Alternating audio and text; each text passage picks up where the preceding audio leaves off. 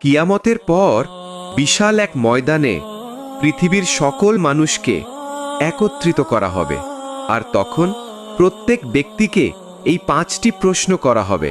যতক্ষণ না তারা এই 5টি প্রশ্নের সঠিক উত্তর দিতে পারবে, ততক্ষণ এক কদম এগোতে পারবে না। প্রতিটি মানুষ সেই দিন আফসোস করবে তাদের কৃতকর্মের জন্য। কোটি কোটি বছর চলে যাবে, কিন্তু তবুও তাদের হিসাব দেওয়া শেষ হবে না। ভিডিওটা শুরু করার আগে ইসলামকে ভালোবেসে থাকলে একটা লাইক আর একটা সাবস্ক্রাইব করে দাও।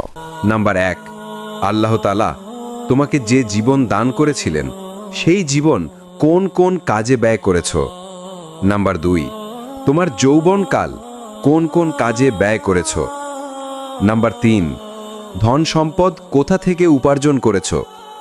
নাম্বার 4, সেই সম্পদ কোথায় ব্যয় করেছ।